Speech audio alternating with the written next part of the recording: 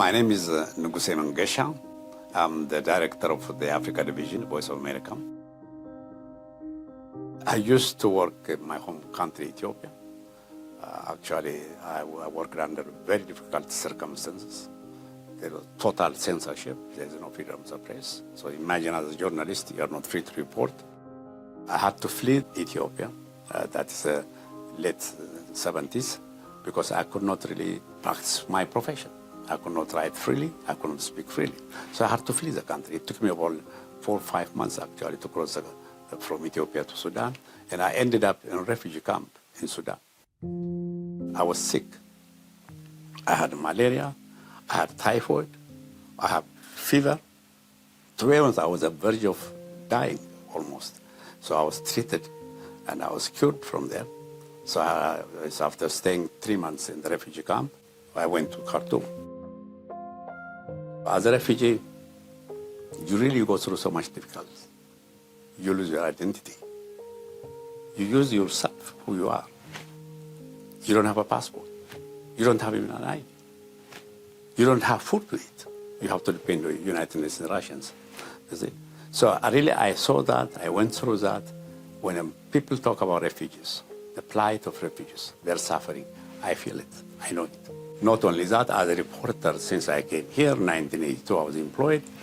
Then the whole in 1980s, early 90s, I traveled to Sudan. There were over 1 million Ethiopian refugees. As the former refugee now started reporting about the refugees, giving them the voice. The Amharic program, actually, Voice of America, became the voice for the voiceless in the refugee camp. Close to 40 years. I was not allowed to go in Ethiopia. I requested actually 5 times to get a visa because I'm a U.S. citizen. I can't fly in my own home country. I'm carrying U.S. passport. I need a visa. I was denied 5 times.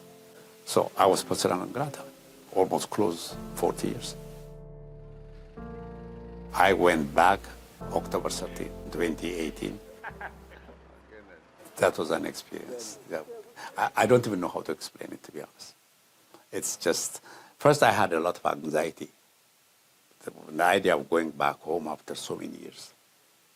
You know, it's a guy, you go back there to visit the living ones and the dead ones.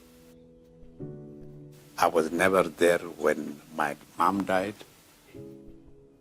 In fact, my mom came several times here, so almost for 25 years. I have seen her. But when she was sick, for last days I was not with her. I have never seen my dad. I missed him. He missed me. Without seeing each other, he died. I was never there when we were buried.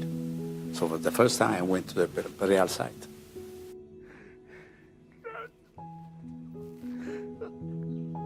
I cried a lot, actually. I really cried a lot. But in a way, also, it was a closure.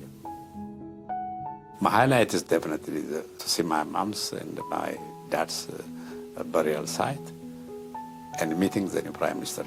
I thanked him for opening up the political space, for allowing the media to operate freely. And actually, we're planning to strengthen our presence in that country.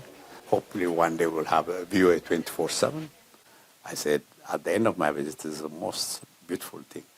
That meeting for me was very, very important. Freedom of the press is close to my heart.